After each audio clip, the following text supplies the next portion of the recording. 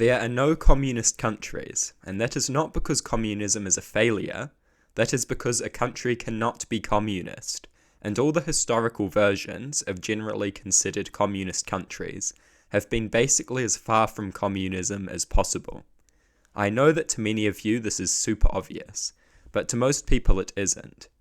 Many people consider China, the USSR, North Korea, and other nations to be communist.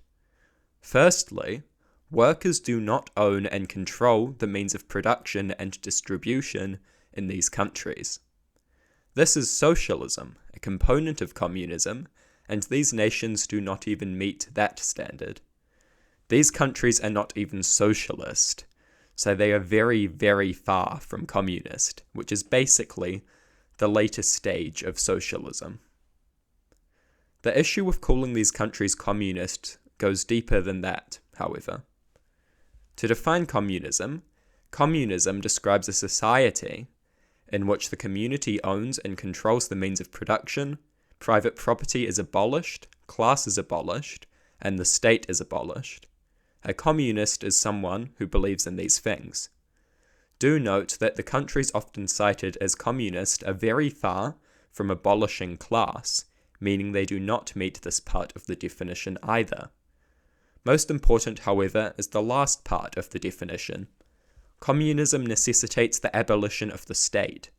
In other words, countries as they exist now cannot exist in a communist society, meaning that by the modern definition, the idea of a communist country is an oxymoron.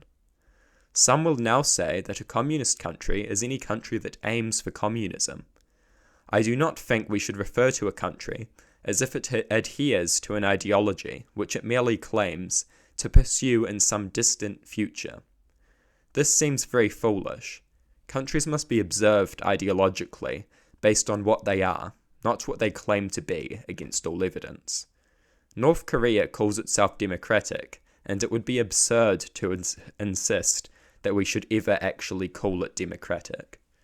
This is because we should only ascribe an ideology to the state when we can see this ideology having some meaningful impact on the internal and foreign policies of that state.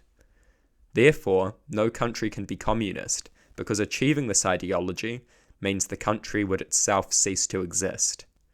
A country can be socialist because socialism does not necessitate the abolition of the state as communism does. Communism is stateless, making a communist state an inherently contradictory and ridiculous idea.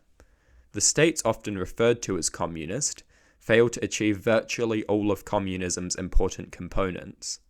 They do not abolish class, and the workers do not operate the means of production. These represent failures that a state can address to be socialist. It just so happens that none of the states referred to as being communist are even socialist. They are normally just authoritarian social democracies, or perhaps we should call them social autocracies. Nations which try to look after their citizens and regulate capitalism with all manner of policies, but stop short of worker ownership or anything further left than welfare, government funding of various programs, and regulation. The most important detail, however, in disproving the idea that any communist countries exist, is the simple fact that communism is by definition stateless. A state cannot be communist because if it was, it would no longer be a state.